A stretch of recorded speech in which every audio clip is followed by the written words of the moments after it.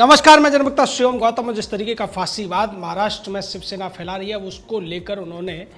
Army के retired officers को, navy के रिटायर्ड अफसर्स को भी निशाना बनाना शुरू कर दिया। और इसी कड़ी में एक घटना कल हुई है जिसमें मदन शर्मा नाम के रिटायर्ड नेवी के अधिकारी को शिवसेना के गुंडों ने उनके घर से बाहर बुलाकर और 8-10 लोगों ने मिलकर उनकी सोसाइटी के ही अंदर मारपीट की और उन पर जानलेवा हमला किया। मदन शर्मा ने इसको लेकर पुलिस में बाद में एफआईआर लिखाई, लेकिन उससे पहले मुंबई पुलिस भी उनके घर पर आती है, उनको धमकाती है और राजीनामा करने का दबाव बनाती है। उसके बाद में किसी तरीके से जब भारतीय जनता पार्टी की तरफ से वीडियो शेयर किया जाता है, देवेंद्र फडणवीस का बयान आता है, उसके बाद इन गुंडों को गिरफ्तार तो किया जाता है। लेकिन ताज्जुब की बात यह है कि उन सभी 6 गुंडों को जिन्हें गिरफ्तार किया गया था उन्हें आसानी से थाने से ही जमानत दे दी जाती है। और इस मामले में लोगों की रुचि बनी हुई है कि ऐसा कौन सा कार्टून था जिसको लेकर उद्धव ठाकरे के गुंडे इतने ज़्यादा नाराज हो गए कि एक रिटायर्ड नेवल ऑफिसर पर हमला कर दिया।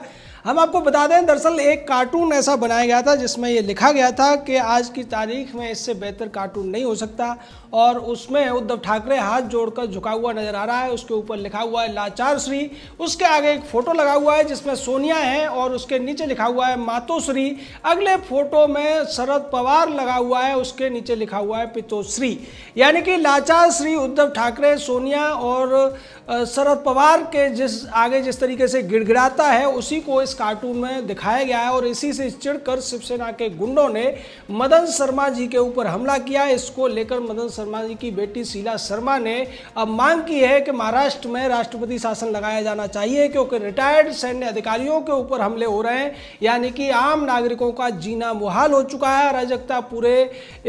उत्कर्ष पर है और ऐसी स्थिति में राष्ट्रपति शासन से ज़्यादा बेहतर चीज़ नहीं हो सकती। जिस तरीके से नागरिकों को बचाने की जिम्मेदारी पुलिस पर होती है, लेकिन पुलिस यहाँ पर गुंडों को बचा रही है। गुंडों के ऊपर हल्की धाराएं लगाकर उन्हें थाने से ही जमानत देकर रिहा कर दे रही है। ऐसी स्थिति में राष्ट्रपति शासन ही एकमात्र रास्ता है जो महाराष्ट्र को बचा सकता है, क्योंकि अब तक कोरोना की वजह से महाराष्ट्र में जितनी ज़्यादा तबाही हुई है, जितने ज़्यादा लोग मरे हैं, भारत के अंदर सबसे ज़्यादा पुलिस वालों को भी कोरोना महाराष्ट्र में ही हुआ है और महाराष्ट्र में ही पुलिस वालों की कोरोना से सबसे ज़्यादा मौतें भी हुई हैं। लेकिन उद्धव ठाकरे यानी लाचार श्री पूरी तरीके से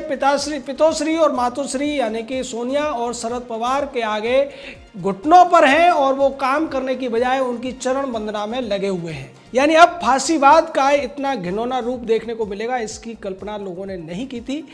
उम्मीद करिए कि अगर कंगना रनौत महिला न रही होती तो शायद शिवसेना के गुंडों ने वही हाल कंगना रनौत का भी किया होता। और कंगना रनौत के बचने का एक और बड़ा कारण रहा कि गृह मंत्री अमित शाह ने उसको 22 श्रेणी की सुरक्षा दे दी। नहीं तो जिस तरीके से हजारों की संख्या में शिवसेना के गुंडे, उद्धव ठाकरे, संजय राउत के गुंडे मवाली पहुंचे थे एयरपोर्ट पर, उनके हत्या अगर कंगना चढ़ गई होती तो शायद वो उसके साथ भी यही कुछ करते जो कि retired naval officer Madan Sharma के साथ हुआ है। मदन शर्मा जी की जो बेटी है डॉक्टर शीला शर्मा, उन्होंने भी कहा है कि मेरे पिता के ऊपर जानलेवा हमला हुआ, लेकिन उसके बावजूद पुलिस ने जो एफआईआर दर्ज की उसमें मामूली धाराएं लगाई गई हैं, जिसमें 325 भी शामिल है। 325 के साथ साथ जानलेवा चोट पहुंचाने का अगर धारा लगती तो शायद उनको जमानत न मिलती। लेकिन चूंकि ये सभी के सभी जो गुंडे थे वो शिवसेना के थे और इसीलिए इन गुंडों को बचाने के लिए ये सब किया गया। इन गुंडों के अगर नाम की बात करूं तो इसमें कमलेश कदम नाम का शाखा प्रमुख है शिवसेना का। उसके अलावा इसमें संजय शांताराम है, राकेश राजाराम है, प्रताप मोतीराम जी, सुनील विष्णु देसाई और राकेश कृष्णा नाम के गुंडे शामिल हैं। इसके अलावा 5 से 7 गुंडे और थे जिनके नाम अभी पता नहीं चल पाए हैं। लेकिन इसमें सबसे बड़ी जो भूमिका दोबारा से सामने आ रही है वो पुलिस की है, नकारात्मक भूमिका है। जैसा पालघर के साधुओं के समय पर पुलिस मूक दर्शक बनी रही थी गुंडों के सामने, उन साधुओं को इन्होंने धकेल दिया था, उसी तरीके की घटना इस पूरे मामले में बसंत सोसाइटी में रहने वाले retired naval officer Madan Sharma के साथ दिखाई दे रही है और इसको लेकर मदन शर्मा ने बड़ा बयान भी दिया। उन्होंने कहा कि इस देश में सभी को अभिव्यक्ति की स्वतंत्रता है और अगर उद्धव ठाकरे को दिक्कत है तो उन लोगों के खिलाफ कार्रवाई करनी चाहिए जो इस तरीके के कार्टून वगैरह बनाते हैं। मैंने तो उसको केवल फॉरवर्ड किया था और फॉरवर्ड करने की वजह से मुझे गुंडों ने पहले मेरा नाम पता किया और उसके बाद फ़ोन करके मुझे नीचे बुलाया, उसके बाद मुझे पीटा गया और मेरे ऊपर जानलेवा हमला किया गया। बाद में पुलिस को जब हमने फ़ोन किया तो उल्टे पुलिस हमारे घर पर आई और हमें धमकाया, हमारे ऊपर दबाव बनाया कि हम इस बारे में ज़्यादा न बोलें। लेकिन आज सोशल मीडिया की वजह से फिर से ये मामला उठ पाया, इसलिए सोशल मीडिया का धन्यवाद देना चाहिए कि सोशल मीडिया पर ट्विटर पर अतुल वटखाले नाम के भारतीय जनता पार्टी के विधायक ने इस ट्विटर पर इस वीडियो को डाला और उसके बाद ये ट्रेंड होने लगा और लोगों की नज़र में आ गया कि शिवसेना किस हद तक फांसीवादी बन चुकी है।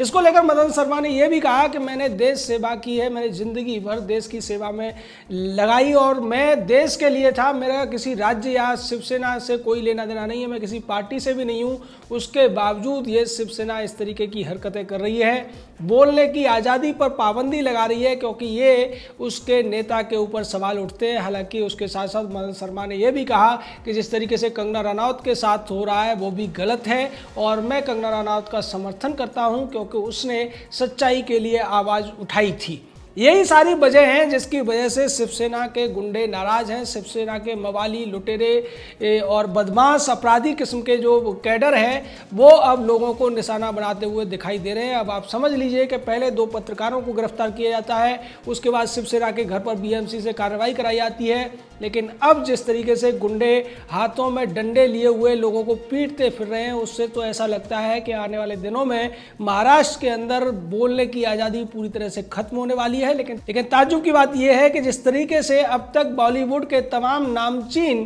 तथाकथित सेकुलरवादी अवार्डवासी गैंग वाले इंटॉलरेंस वाले लोग बात बात पर सवाल उठाया करते थे, मॉब लिंचिंग के सवाल किया करते थे, आज इस तरीके की मॉब लिंचिंग पर कुछ नहीं बोल रहे हैं। जो मॉब लिंचिंग बीएमसी ने की कंगना रनौत के ऑफिस में जाकर, उस पर किसी ने कुछ नहीं बोला और आज जब retired naval officer Madan Sharma ji के ऊपर हमला हुआ उस पर भी कोई कुछ बोलता हुआ नजर नहीं आ रहा है। यानी कि फांसीवाद पूरे चरमोत्कर्ष पर पहुंच चुका है महाराष्ट्र के अंदर और महाराष्ट्र के फांसीवाद का आलम यह है कि जो लोग बात बात पर बोला करते थे, कुत्ते बिल्ली के मर जाने पर भी बोला करते थे, आज वो इंसानों पर होने वाले हमले पर, पत्रकारों पर होने वाले हमले पर, महिलाओं पर होने वाले हमले पर भी अपने मुंह में दही जमा के बैठे हुए हैं। ये कायरों का शहर बन चुका है मुंबई और इन कायरों की मंडली को सबसे ज़्यादा डर उद्धव के गुंडों से लग रहा है, सबसे ज़्यादा डर संजय राउत के गुंडों से लग रहा है, सबसे ज्यादा डर उन महाराष्ट्र के शिवसैनिक गुंडों से लग रहा है जो कि किसी को भी कहीं भी जाकर पीट रहे हैं और पुलिस उनका साथ देती हुई दिखाई दे रही है।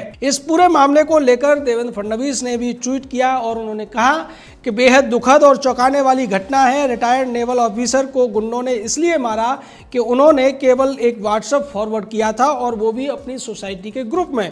इसे रोकिए आदरणीय उद्धव ठाकरे जी, हम इन गुंडों पर कठोर कार्रवाई और सजा की मांग करते हैं। यह पूर्व मुख्यमंत्री का कहना है, लेकिन उद्धव ठाकरे को इससे कुछ फर्क नहीं पड़ता, उसे कोई चिंता नहीं है कौन क्या कहता है, क्योंकि उद्धव ठाकरे को लगता है कि उसकी जो दुनिया है वो महाराष्ट्र और मुंबई तक है, उसे कहीं और जाना नहीं है, किसी और को जवाब देना नहीं है और उसे लगता है कि मुंबई के अंदर उसके जो गुंडे हैं, चाहे बीएमसी के गुंडे हों या शिवसेना के गुंडे हों, उनकी ताकत के दम पर वो आराम से अपनी शासन को चला सकता है। लेकिन अब इस मामले में शरद पवार का क्या सोचना है ये भी देखना दिलचस्प होगा, क्योंकि शरद पवार देश का रक्षा मंत्री रहा है और रक्षा मंत्री रहते हुए अगर वो रिटायर्ड ऑफिसर्स के ऊपर होने वाले हमले पर नहीं बोलता है तो ये एक बेहद ही शर्मनाक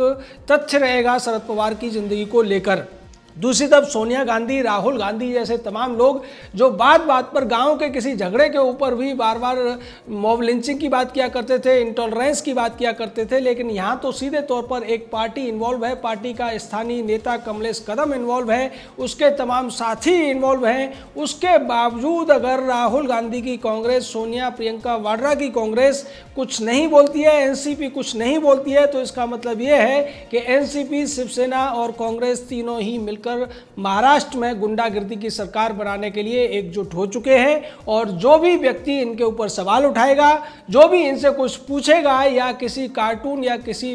मैसेज को फॉरवर्ड करेगा, ये उस पर जानलेवा हमला कर देंगे, क्योंकि मुंबई पुलिस और महाराष्ट्र पुलिस इनके इशारों पर चलती है। कोई भी व्यक्ति अगर पिट रहा होगा, किसी के ऊपर गुंडे हमला कर रहे होंगे, तब भी महाराष्ट्र पुलिस मुंह दर्शक बनी हुई खड़ी रहेगी। उसी तरीके से जैसा कि पालघर के साधुओं के साथ हुआ था, जब 2 साधुओं को सैकड़ों लोगों की भीड़ जानलेवा हमला कर रही थी, उनको पीट रही थी, उनकी गाड़ी में आग लगा रही थी, तब वहाँ जो पुलिस वाले थे वो आराम से देख रहे थे। और जब साधुओं ने पुलिस वालों से रक्षा की अपील की, उनके पैर पकड़े, तो उन्हें धकेल दिया गया उस भीड़ के बीच में।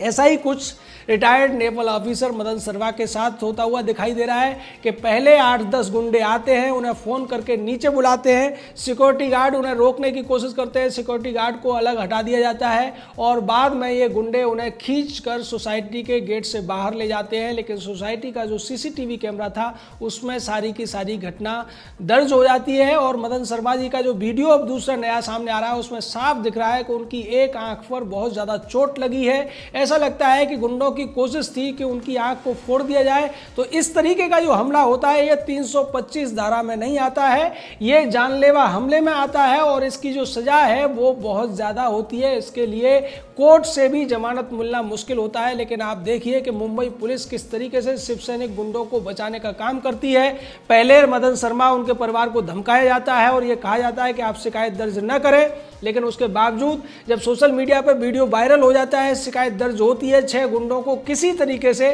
गिरफ्तार करने का ड्रामा किया जाता है और इन गुंडों को भी उसी तरीके से छोड़ दिया जाता है जैसे पालघर के 28 अपराधियों को कोर्ट से जमानत लेने के लिए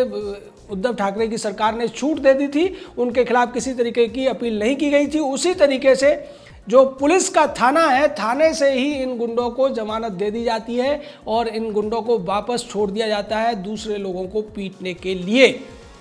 निश्चित तौर पर यह संविधान के अनुरूप नहीं है और इसको लेकर अब पूरे देश में आक्रोश का माहौल है। एक के बाद एक ऐसी तमाम घटनाएं आ रही हैं जिससे ऐसा लगता है कि शिवसेना अब फांसीवाद के दम पर, अपनी ताकत के दम पर, गुंडागर्दी के दम पर, माफियागर्दी के दम पर अपनी सरकार को चलाते रहना चाहती है और उसके रास्ते में जो भी आएगा शिवसेना उसको सबक सिखाने के लिए अपने गुंडों से पिटवाती रहेगी। निश्चित तौर पर इसको लेकर शिवसेना की आलोचना तो हो रही है, लेकिन आलोचनाओं से ऐसा लगता है कि अब उद्धव ठाकरे ने अपने कानों में रुई डाल रखी है या फिर संजय राउत की तरह वो आलोचनाओं को नहीं सुनते हैं और केवल अपनी बात कह के निकल लेते हैं। पर देखना अब ये ज़्यादा दिलचस्प होगा कि 3 पार्टियों की ये सरकार कब तक इस तरीके के कुकर्म करती रहेगी और कब तक सोशल मीडिया के माध्यम से पूरे देश के लोगों के विरोध को भी दरकिनार करके अपनी गुंडागर्दी को चलाती रहेगी। और बॉलीवुड के वो कायर लोग, देश के वो तमाम बड़ी बिंदी गैंग वाले, NGO वाले लोग कब तक अपने मुंह को सिल कर बैठे रहेंगे, जो बात बात पर देश के प्रधानमंत्री पर सवाल उठाया करते थे, बात बात पर देश के संविधान की दुहाई दिया करते थे। लेकिन आज मुंबई के अंदर जिस तरीके की अराजकता फैली हुई है, जिस तरीके की गुंडागर्दी फैली हुई है, जिस तरीके का ये गुंडागर्दी का ऐसा शर्मनाक वाकया सामने आ रहा है, उसके बाद भी अगर ये लोग मुंह नहीं खोलते हैं तो फिर इन लोगों के लिए डूब मरने के अलावा कोई रास्ता नहीं है। जय हिंद, जय भारत।